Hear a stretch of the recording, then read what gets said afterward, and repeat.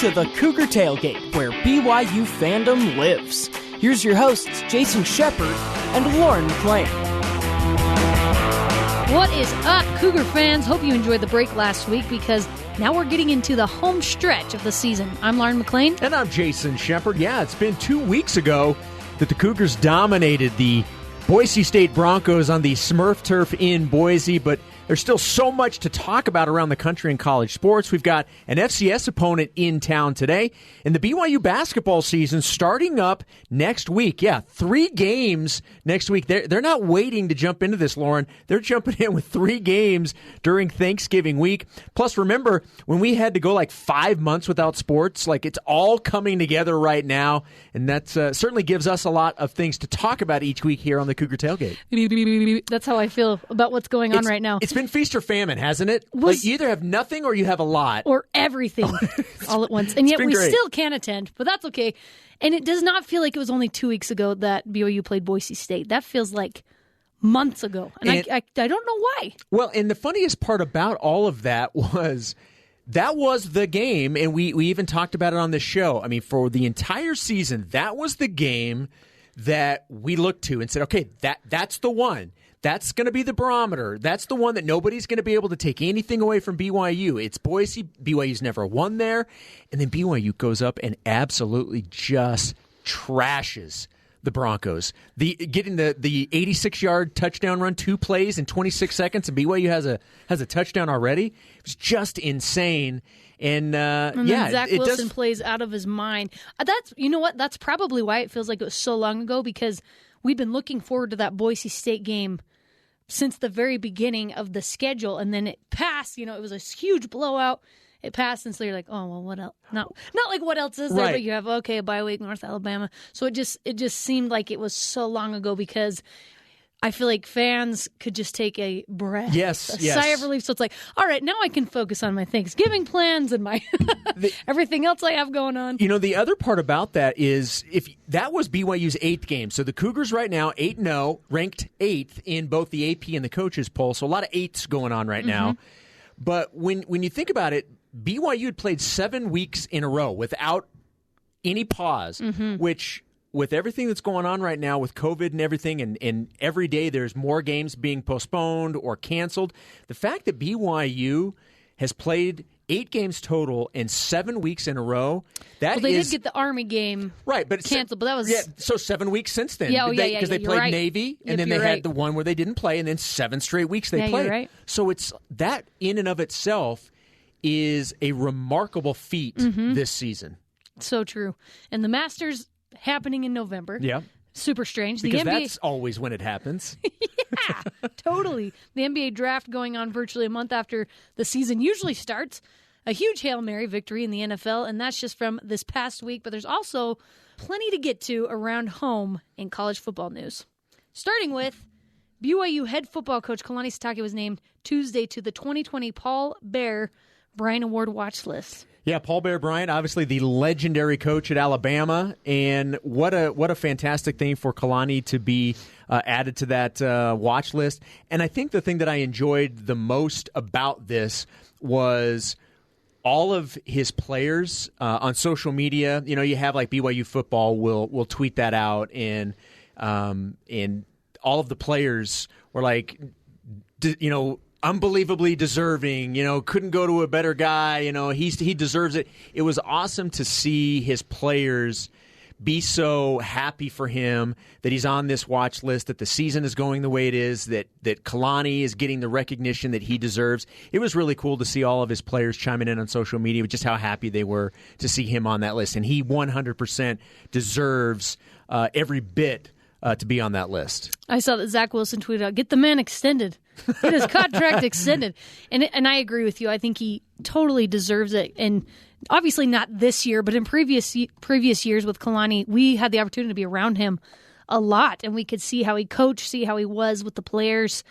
He's a total players coach. I mean, he loves those guys like they were his own children. Without question. Really does. He really does. And he knows the game really well. He has surrounded himself with some great coaches and has overcome some tough previous seasons to have this remarkable season this year. So I think he absolutely deserves it, and good for him. Well, and good for Kalani. We probably should, for those that don't necessarily know what that is, that watch list is for the Coach of the Year in college football. Yes, Coach of the Year. That's what that is for, and Paul Bear Bryant is one of the legendary coaches in all of sports.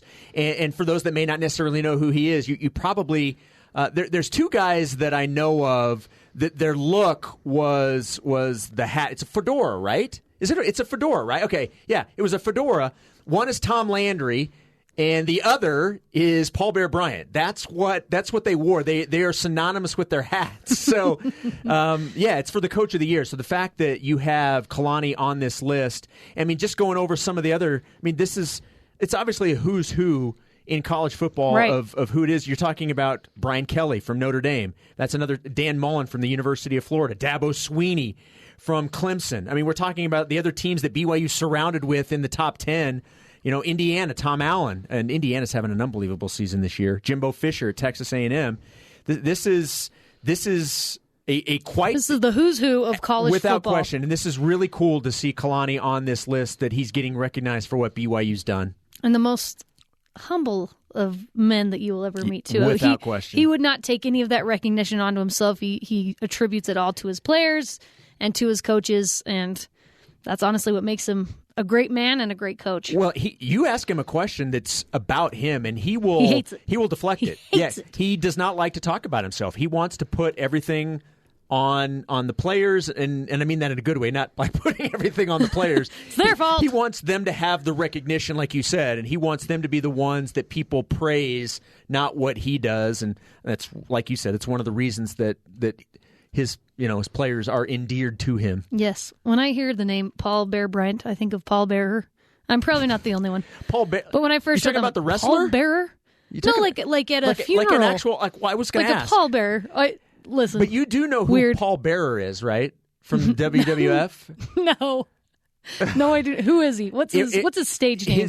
That's his stage. Paul Bearer? Paul Bearer, because his shtick was that he was not the Undertaker. I think he was with the Undertaker. Really? He was the Undertaker's handler. And so he came out as this real creepy mortician looking guy, and his name was Paul Bearer. Well, there you go. I definitely know the Undertaker. Not as familiar with the Paul Bearer, but now it's going to be synonymous with the Coach of the Year. Let's just pause for a moment. So far, we are about 8 minutes into this show. We have brought up Paul Bear Bryant. We brought up Tom Landry. We've brought up the Undertaker. And now Paul Bearer as well. Yes. This is quite the beginning to this program. Why would we not, though? It's 2020. We can talk about whatever the heck we want.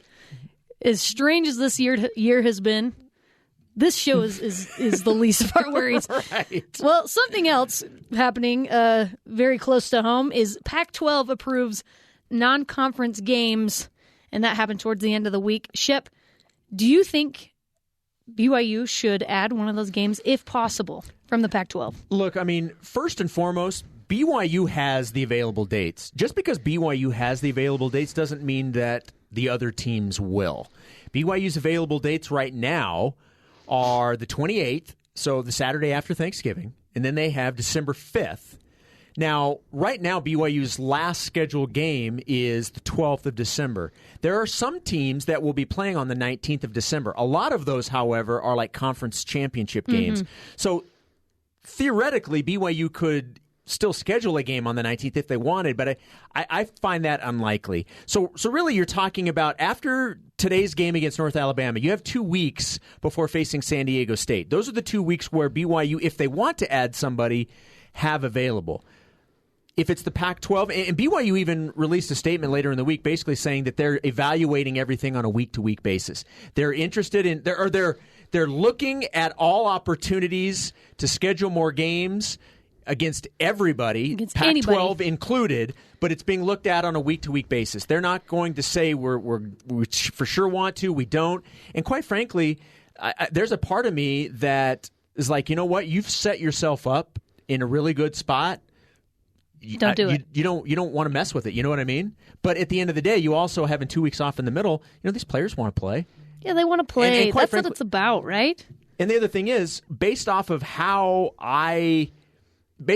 we've seen this team play, I feel confident they can take on anybody they want and play well. So I don't know. It's going to be interesting to see. I think it's going to be very difficult to play a team from the Pac-12 simply because one of the things that the Pac-12 has brought up is that their rules for testing, their requirements, it is at a higher level than a lot of other places. Mm-hmm. I mean, they're requiring whoever they play to have the same thing, and I think is also going to be a deterrent as well. Yeah, I think so too. So there's two sides of that argument, right?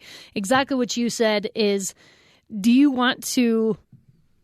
I don't know. Does BYU even want to mess? Do you want to mess with it? With what they're doing right now, with the possibility of already going to a New Year's Six Bowl without having a Power 5 team on their schedule? But then you have the other side that's like, yes, they just want to play football. Let's just play football. But also, if you are that confident that your team is that good where you can make it that far, you should be okay with playing a Power 5 team, including anybody in the Pac-12.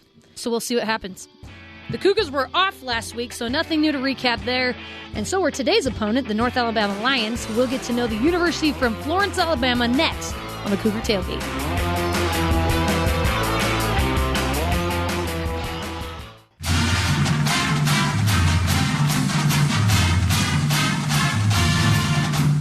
Welcome back into the Cougar Tailgate. I'm Lauren McLean.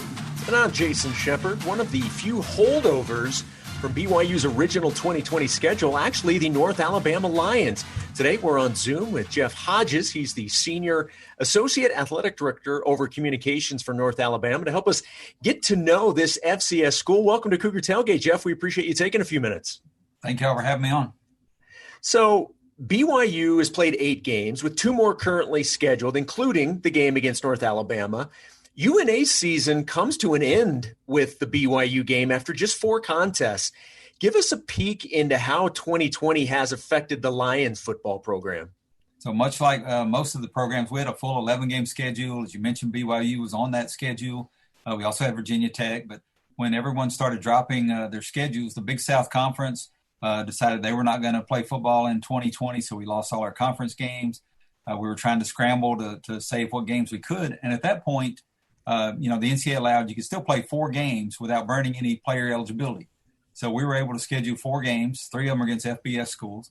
And once we had that set, the NCAA said, hey, you can play all the games you want without burning any eligibility. Well, at that point, there was no one else left to play. There are only 15, 16 FCS schools playing this year. So we were able to play Jacksonville State, who was also on our original schedule, who's close to us. But aside from that, there was really nobody else we could play. So we basically had a game, an open date, a game, an open date. But it's been a extremely unusual experience. And, we've had a couple of FBS trips. We'd only played 4 FBS teams prior to this year. We're in a transition. It's our 3rd year in FCS. And so playing Liberty right out of the gate, that was, and they're ranked and undefeated like you guys. And then Southern Miss, and this one's going to be a giant mountain to take on, but it's been a great experience. Jeff, how does the team feel about facing BYU? I think when I came out to practice on Sunday and I heard Rocky music playing, I thought that was very appropriate because we're definitely Rocky Balboa, Rocky #1, and we're going up against Apollo Creed. I mean, they definitely know what they're up against. They've seen the video, they've heard about the talent across the board, all the positions, those kind of things. But I think they're just looking at it as a great trip, taking the experience and just play, the best they can. And I think it was kind of the same feeling at Liberty. We knew they were going to be a really good team. And at halftime, we were only down 7-0, and we'd missed 2 field goals and threw an interception in the end zone. And, and the game turned out they won 28-7, so they kind of wore us down. But I think we really, held our own in that one. And I think that gave us a little confidence. And against Southern Miss, we had a lead in the 4th quarter and let it slip away. But, our guys have competed in every game, and hopefully we'll be able to do it again, today. Jeff, you mentioned a moment ago that it's an FBS school, UNA, but you've only been an FCS school since 2018. Originally, before that, you were Division II school. What has that transition been like to go from Division II to FCS? I think we've been extremely competitive. In FCS, our first year we had a winning season, which I think was pretty remarkable. We went 7-3. Last year we were 4-7, and we lost 3 games by a touchdown or less, and we played 4 nationally ranked opponents all on the road. And so it was, it was a tough schedule. the thing is, in coming in, we have our small conference schedule in the Big South, but you're playing all these other schools who are looking for games, right? So we're playing North Dakota State and Montana and all the giants of FCS. And so that's really been, a tough on our guys. But again, we've competed. I mean, I think our players have enjoyed the trips, and, we're just kind of in, like I said, that transition this year has really been kind of the oddity with just the 4 games and so on. Looking forward to getting back on track next year. But I think our team's adjusted really well. And, I think we really expected to, just with our great tradition in Division II. And, we're used to winning around here. Last year was just our first losing season since 2002. And so, we're used to winning and used to having success. And so, it's kind of taken on the chins a little hard, but I think they've enjoyed it so far.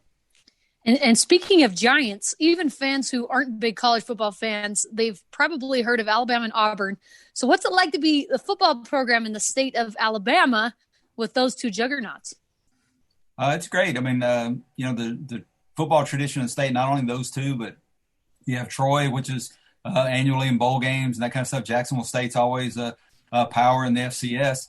And if you look at the last 30 years since 1990, North Alabama, we're the second winningest college football program in the state of Alabama, behind only the University of Alabama. Alabama's got a 73.4% winning percentage in the last 30 years, and we're at 71.0. So I think that's pretty remarkable and kind of speaks for itself. But, just football in Alabama is crazy, as you have heard and imagined, but I think we've held our own in that category. Talking with Jeff Hodges. He's the Senior Associate Athletic Director over Communications for North Alabama, BYU, and the Lions of North Alabama tonight at Lavelle Edwards Stadium. So now I know that North Alabama is in Florence, Alabama. And the reason I know that is because I had to look it up. So I looked to see where Florence is. So it's in the northwest corner of the state. Give everybody an idea of what Florence, Alabama is like. What's the vibe around there? What's the college scene in that area? Give everybody an idea. Be the director of tourism for Florence for us. It's just a beautiful city, and it's a beautiful campus. We're in what's called the Quad Cities. So there's 4 cities, Florence, Muscle Shoals, Sheffield, and Tuscumbia. They've all kind of merged together. The Tennessee River kind of divides them right down the middle.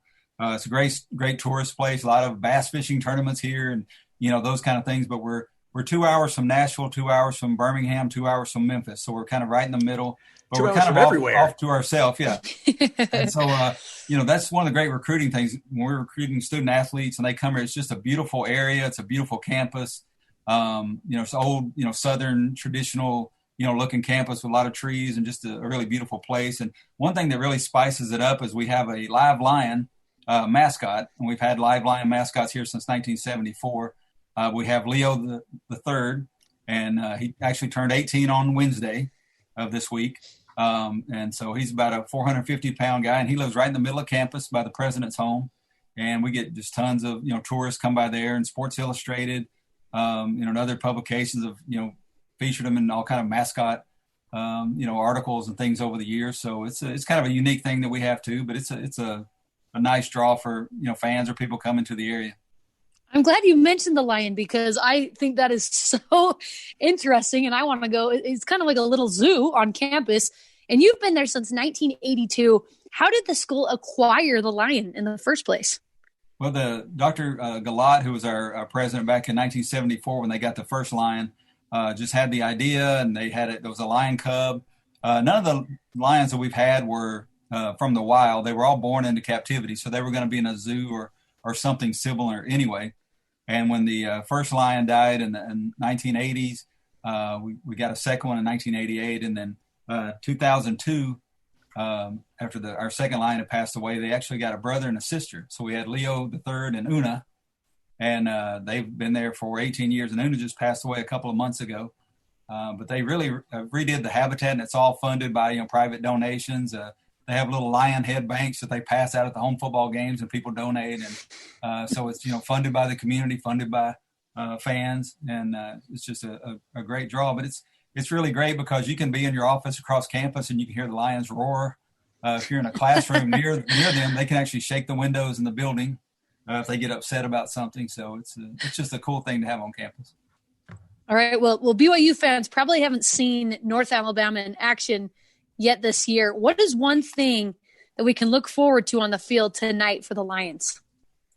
Our defensive line has played really well all year, and we hopefully they'll be able to hold their own at least in this game. And we've got a couple of transfers there, a couple of returning guys, but we're pretty big and strong up front, and our defense has played well. We haven't given up a point in the first quarter this year, and at halftime we've only been down a combined 21-20.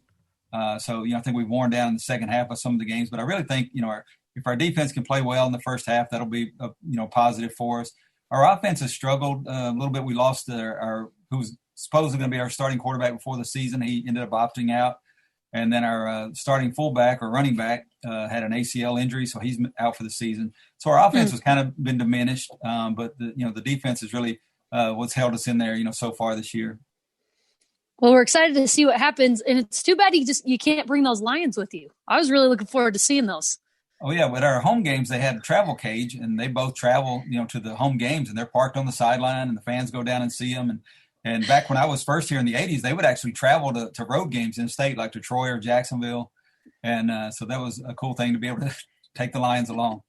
One of the things that we like to do, or at least I like to do when we talk with schools, is to go find the notable alumni. And so obviously there were a lot of guys that were listed with North Alabama. Is it accurate that the guy that played Goober on the Andy Griffith Show is an alum of UNA? Is that accurate? I know you were going to go there. That's the one that stood out to me, Jeff. I mean, it stands out, right? He's our guy, George Lindsay. Yeah. We played the 1991 National Championship game against Bridgeport, and when they did a billboard, here's where Bridgeport is, here's their famous alumnus, and it was like a Nobel Prize winner and like Walter Cronkite or somebody. And we had Goober and Wimp. We had Wimp Sanderson, that was a basketball coach in Alabama, and Goober. And I'm like, Goober and Wimp, I don't know that, they're great alums, but just the nicknames kind of, set you off. But we've had some other great ones. Harlan Hill played football here in the 1950s, and he went on and was NFL Rookie of the Year and Most Valuable Player with Chicago Bears, and just a lot of outstanding, alum like that over the years. We've had a couple of Nobel Prize winners and those kind of things, and Pulitzers, but it's Goober's right at the top. He's in our athletic hall of fame. He was a quarterback on the football team. It was back when the quarterback was the blocking back, but he's in our hall of fame. When you're on a classic TV show like the Andy Griffith Show, look, and there's probably a significant amount of our listeners right now who probably don't even know what we're talking about in terms of the Andy Griffith Show. But when you're on an iconic show like that, that's going to stand out. As soon as I saw his picture, I didn't even have to look at his name or anything. I knew exactly who he was. So I think that's pretty cool. But yeah, that is quite the notable alum, to say the least. Absolutely. We have a George Lindsay theater here, and we have a George Lindsay Film Festival. And it actually, we partner with UCLA and some other film schools, and so they have some collaborative stuff. So it's a pretty good part of what we have going on here. Well, I'm sure the team will be trying to outplay the names Goober and Wimp in the game tonight. Absolutely. All right.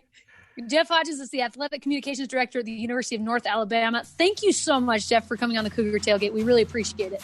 I really appreciate you having me on. Thank you. Coming up next, we're going to be looking ahead to the basketball season that starts next week with freshman forward Caleb Lohner. You won't want to miss that. It's Cougar Tailgate.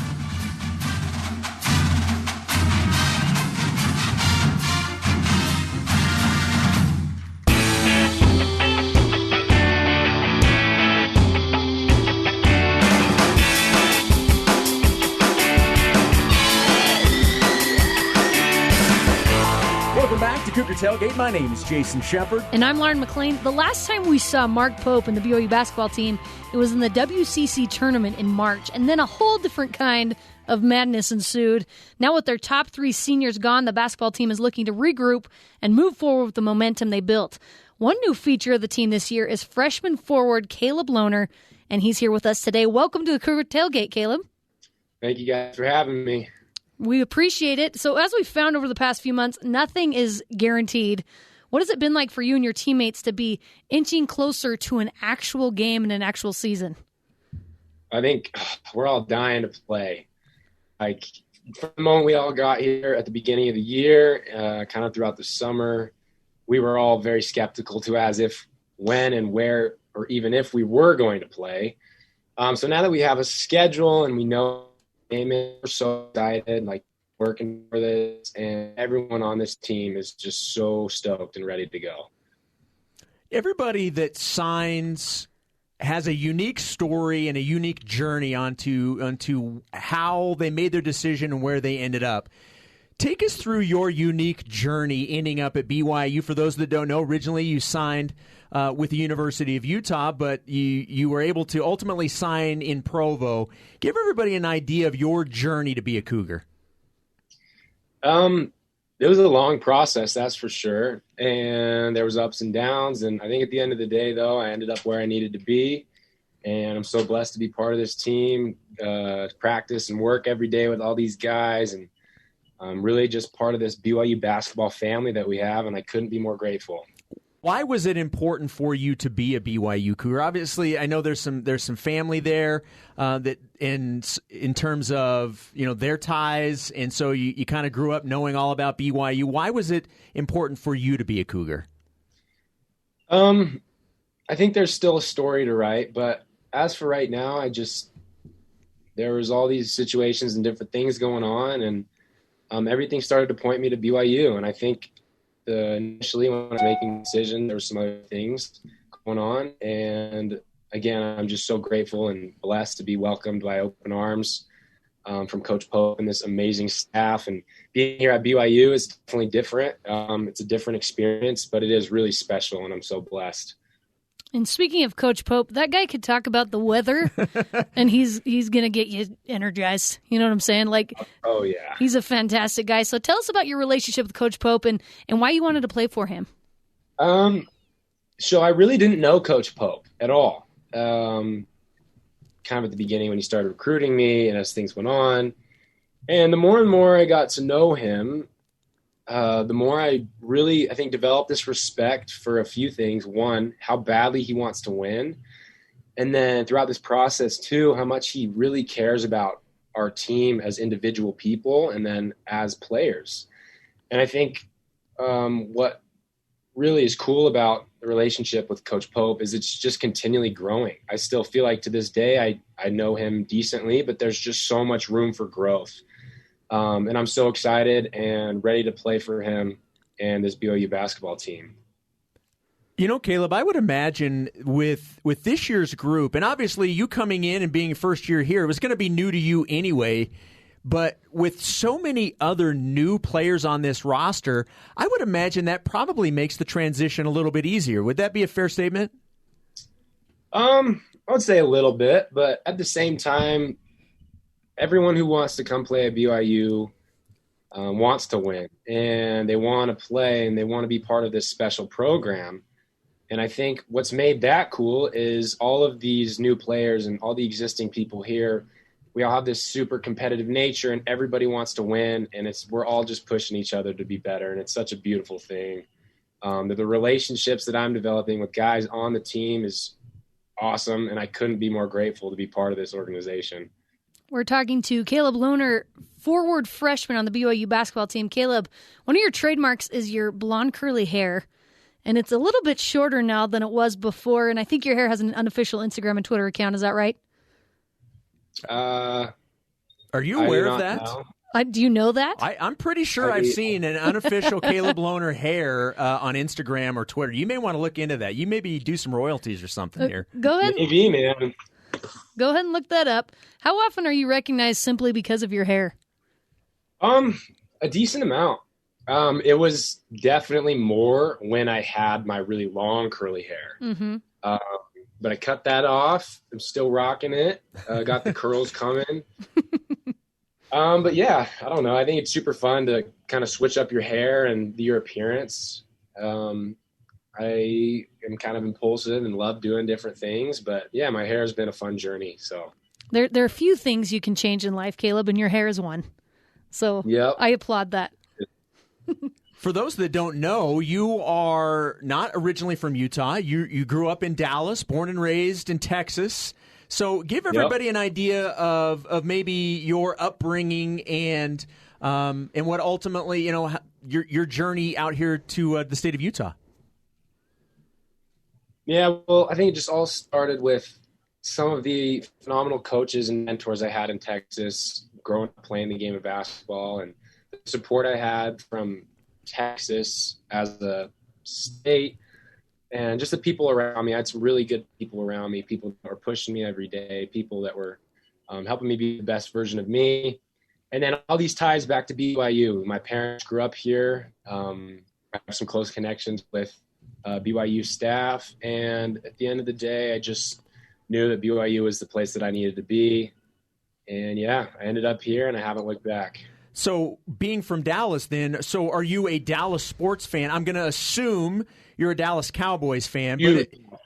So Yep. does that mean then you're a Mavs fan, you're a Rangers fan? Like, are you all things Dallas? Yes, I am. I've never really been super into baseball, but yeah, if I were to pick a baseball team, it'd be the Texas Rangers. But for sure, the Cowboys and the Mavericks, those are my two teams. I grew up watching them, going to games. Like, that's just what it was. So you're a huge Dallas fan, and yet you wear number 33 for Larry Bird. And there's probably some of our listeners who haven't watched Larry Bird play. Why are you such a big fan of his? You know what? I really don't know. Actually, I do know, but I don't know where it came from. I think it came from my dad. Just starting to kind of talk about the way he talked about Larry Bird and kind of just passed it on to me. And then from the time I was younger, I just dove into this deep exploration of Larry Bird and his greatness and the rivalry between him and Magic and just that whole era of basketball I really was interested in. So I did all my research. I'm watching the ESPN 30 for 30s. I'm YouTubing stuff late at night about Larry Bird and reading about him. I just kind of became fascinated by his game and the way he played and how tough he was. And then I'm sitting here now wearing number 33. And let's be honest, like in Bird's earlier days, he had very blonde, curly hair. There's also that tie-in as well. Yeah, which is really, I never even thought about that. After I cut my long hair off, I started getting people texting me different pictures like, oh, you look like Larry Bird. Oh, you look like the Statue of David. Oh, like, all these different things. But I really think if I grew a gnarly mustache, I would look like Larry Bird. Look, I know I know Halloween is over, but you really should have gone as Larry Bird. That could have been sweet. Oh, that would have been awesome. I should have. There's always next year. Always next year. So who in today's game are you a fan of? I think it's a mix of a lot of different players. My favorite player, arguably of all time, is LeBron James. I'm a LeBron fan. But I would also say there's tons of different players in the NBA that I admire for different reasons. Some defensive players, some people, like I've always loved Kevin Durant, the way he moves with the ball and scores and how tall he is, his figure. I've always been fascinated by that. But I think right now the NBA is taking a really cool shift in game, and everyone can shoot the ball. So there's all these bigs shooting the ball. There's bigger guards, and that really intrigues me because I'm a bigger person, and I think that that could be a really cool outcome one day. So, Caleb, next week is Thanksgiving, and the good news for you is, look, and I'm assuming at your age anyway, you can eat whatever you want and not have to worry about it. That's the beauty of being younger. Those were the days, weren't they, Shep? I know, seriously, they were the great days. But like you've got 3 games to worry about next week. You're not gonna have to worry about overeating because you've actually got a game on Thanksgiving, which then obviously brings us to the Thanksgiving question. What is the go-to Thanksgiving meal? Like, is there a certain portion of the meal that is your favorite? Do you have a go-to Thanksgiving meal? I think my 2 favorite things to eat on Thanksgiving are, one, stuffing, and then just a ton of mashed potatoes and gravy. Oh yeah. I know it's pretty bland, nothing crazy, but I do think that those are my 2 favorite things to eat. Does anyone really like the turkey? I am not a fan of the turkey. Every time I have the turkey, it's dry. Yeah, you got to drown it in the gravy, though. Yeah. You have to. Yeah. That's like a must. But even then, why not just eat some mashed potatoes with gravy? To me, it's way better. Agreed. I don't know who came up with the turkey idea, but there's a lot better meats out there. I know a lot of turkeys that wish maybe we were going a different direction, but do you know turkeys? No, I don't. Okay. I don't know. We digress. Yes, exactly. Caleb, thank you so much for joining us. We really do appreciate it. I know Cougar fans are super excited to see you on the court this season and this entire basketball team. Good luck this season, and thanks for joining us. We appreciate it. Awesome. Appreciate you guys. Thanks for having me on. You bet. Coming up next this Thanksgiving season, we are thankful for college basketball. We're taking a look ahead at the Cougar season right after this on the Cougar Tailgate.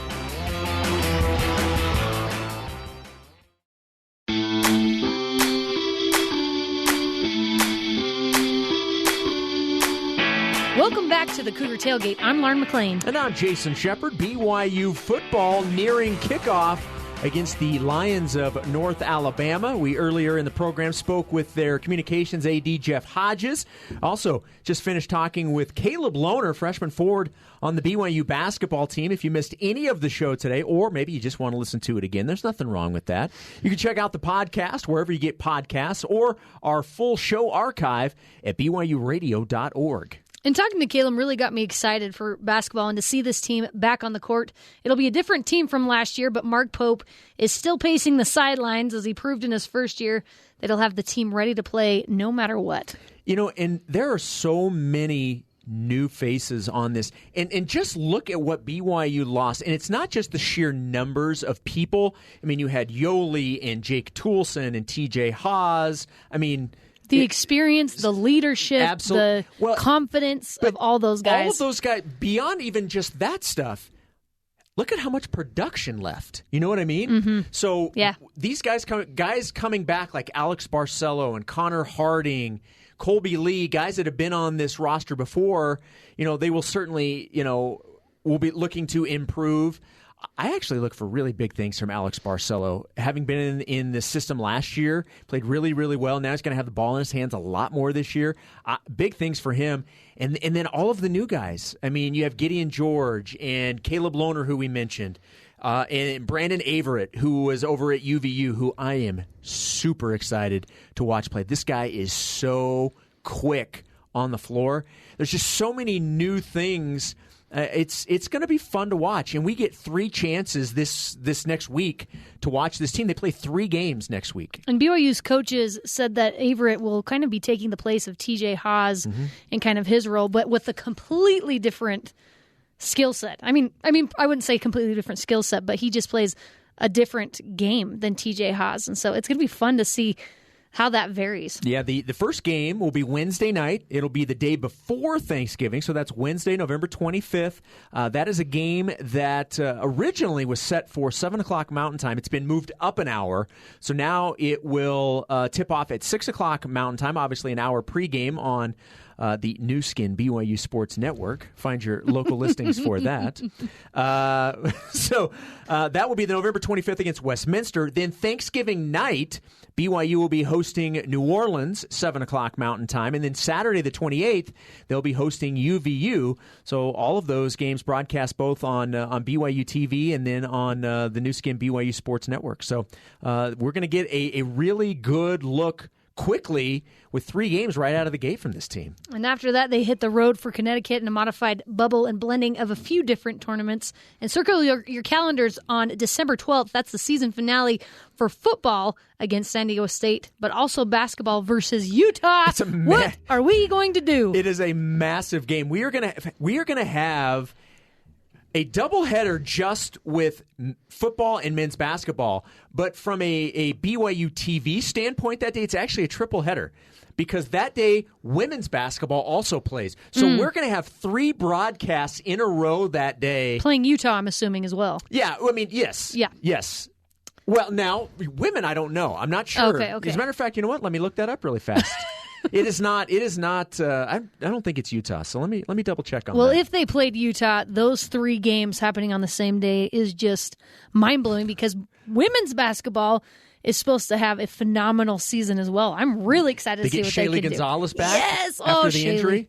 Stay healthy, Shaylee. Boise State. I should have known that. I knew that earlier today. It's Boise State is the new Utah, Shep. Hey, maybe women's basketball will beat Boise State 55-17, just like the football team did. That would be a glorious thing. And then there's conference play. BYU was voted second in the WCC preseason poll, and Alex Barcelo was picked for the all-WCC preseason team.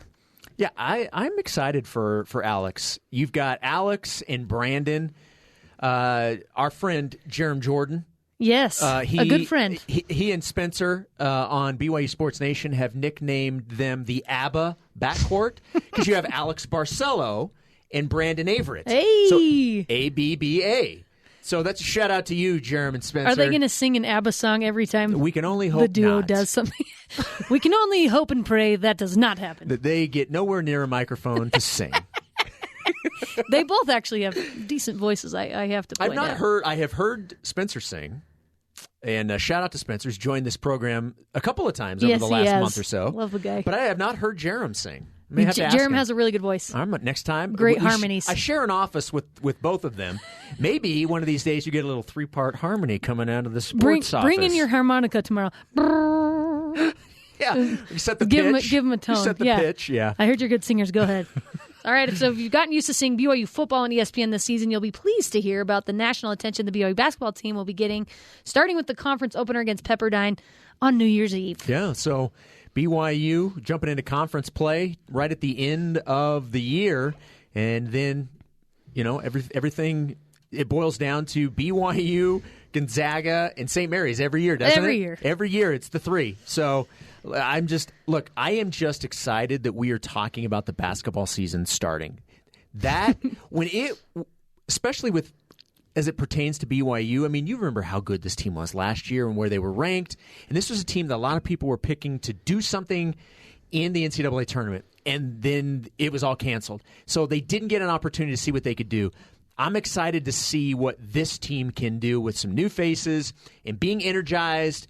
I'm looking forward to this basketball season, and it's upon us. I'm really excited about it. It was fun watching what Mark Pope was doing with UVU with his time there, bringing in all the grad transfers, and you see that he's doing the exact same thing here at BYU, and that was working very well for him there. So I think it's going to transfer over. I think it's going to be great. So to speak, transfer over. Did you even mean to say that? I didn't. No, subconsciously I did. You're right. That's one thing that Coach Pope has always done a fantastic job of. While at UVU, he's starting to do that now at BYU as the transfer. We're starting to see more and more of that with the BYU football team as well. Mm-hmm. I mean, this is just the way... Really all around the country. Absolutely. Collegiate sports is going this direction where guys are going to be willing to go someplace for a year and play... Once they've graduated from their current school, if there's an opportunity to maybe play another year and go to a team that you can choose that maybe is the best fit for you, that's kind of the way things are going. And I don't think it's going to go. I don't think it's going to start going back to the old way. I think we're going to start getting more and more down that road in terms of less restrictions from being able to move back and forth because you're just seeing it too much. I remember hearing some of these older coaches, not just here at BYU, but around the country, talking about how much they dislike that because it feels like there's no loyalty to the team, right, that you originally started with. But unfortunately, or fortunately, however you want to look at it, that is just exactly how the game is being played now. That's just what's happening. Yeah, it's the way collegiate athletics is trending, and I don't see it slowing down anytime soon. And look, when you've got guys like Mark Pope and his coaching staff with Coach Burgess and Coach Feger, and Coach Robinson, these are guys that have a really good eye for talent. And if you can find somebody that you think is a really nice fit, and there's an opportunity for him to transfer in, why wouldn't you approach him and try and see if you can get something? I think it's great. That's a hard staff to beat right there when it comes to recruiting. If you think about that, that's a powerful staff with a lot of experience, and they're younger guys that have a lot of energy and semi towards the beginning of their coaching careers. And I think a lot of these recruits are very much attracted to that. Well, you heard when we were talking with Caleb, he was talking about how, his relationship with Coach Pope has grown, and he's, he learns more and more about him all the time. I mean, you've been around Coach Pope. I mean, the guy is infectious. I mean, his energy and enthusiasm is unmatched. I mean, honestly, I would not want to be somebody trying to recruit against Mark Pope. I just wouldn't. No, I wouldn't either. I mean, the guy, first of all, he's unbelievably personable. He has the pedigree behind him in terms of where he has coached and who he has Played at Kentucky, played in the NBA. Speaking of Larry Bird, played for the Pacers and Larry Bird. So he has, not only does he have the enthusiasm, but he has the knowledge, both as a player and a coach, to walk into anybody's home and say, this is why I think you should come to BYU and play basketball. Then he has a guy like Rick Pitino that's recruiting for him, saying, come play for my guy, Mark Pope. Yeah, I mean, look. He's got everything going for him. Coach Pitino was when BYUtv did that publicized practice where they aired the 2 hours of live practice a month or so ago. Maybe it wasn't that long ago. At least 2 or 3 weeks ago. It seems like these weeks all run together anymore. I know. But they had Rick Pitino on. He jumped on with Spencer Jerem and Anson Winder, and he was talking about whatever Mark Pope needs, I'm there for. So awesome. It's like if he needs anything from me, I'm there. It's Rick Pitino. You're like, whoa, Rick, slow down. No, I'm just kidding. No, I know it's awesome. So it's going to be exciting to see this season and seasons to come with Mark Pope teams. Shep, so we mentioned that BYU plays on Thanksgiving, and this week is Thanksgiving. I think about food. I think about food I'm anyway. Thinking about food I'm right 8 months now. pregnant. All I think about is food most of the time, but especially the week of Thanksgiving. And I want to know, what are your top 5 Thanksgiving tailgate items? What do you have to have on your Thanksgiving plate? Okay, so look, I know we've had this discussion about the dryness of the turkey. I'm still going to eat the turkey. I'm just going to put a lot of gravy. Look, it's a must. It's Thanksgiving. Turkey. Okay. It's turkey. Okay? So turkey for one. Okay. I love the pumpkin pie. Okay. Love pumpkin pie. I don't eat That is a pumpkin great pie anywhere else, any other time of year other than Thanksgiving. So pumpkin pie, turkey, mashed potatoes. I absolutely look. I'm not going to surprise anybody. There's not going to be anything like earth-shattering here. I've mentioned turkey, I've mentioned pumpkin pie, and I've mentioned mashed potatoes. Now here's where I'm going to throw you a little bit of a curveball. Okay. Stuffing, but it's only my wife's stuffing. Okay. Here's how she prepares this. Okay. If I had, let's see, how do I say this? If I had a nemesis in life, it would be an onion. Okay. I hate onions so much. My mom, growing up, would have to make things like a separate sauce that didn't have onions for me. So yes, that gives you a hint as to how I was raised. But my wife, Yep. she still puts that stuff in it, but she purees it so there's no crunch. So all you do is get the flavors. So you're a texture without guy. the You mental don't part like of it. Like, textures. I've been into an onion and I'm going to throw up. Yeah. Oh my gosh.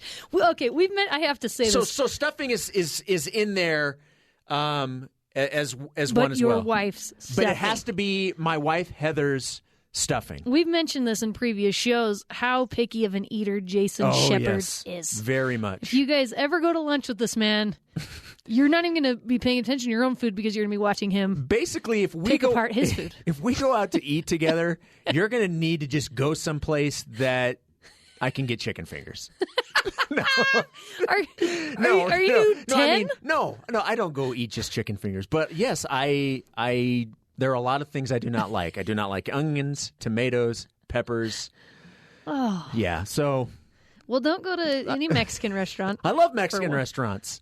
I don't understand. The salsa's pureed. Sort of, some. All right, I'm going to go into my top. Okay, five. So your Thanksgiving. We've devolved from Thanksgiving to Mexican food. We did, which really, if Thanksgiving was made up of Mexican food, I'd be fine with that. Very happy I love with Mexican that. food. I love Mexican food, but I also love me some homegrown American Thanksgiving food, but not turkey. So wow. I rarely eat turkey, It's and such a if great I source do, of it has to protein. be the white part, and I know that's the driest part. So I'm told. So you're not the dark meat. You're all I about don't love the white dark meat of any type, Okay. but I do like ham. So I'm going to go with ham because that's usually an option. At least at my family's Thanksgiving dinners, they always have a ham. Mashed potatoes and gravy are my bread and butter, my friends. And speaking of bread and butter, give me some rolls. Yeah, see, I didn't that's add there too. Rolls is my Rolls. fifth. Yes, rolls is my You fifth. got to have some rolls with homemade strawberry jam or raspberry. Is your mouth watering yet? Oh, right. I know. I love me some stuffing. What?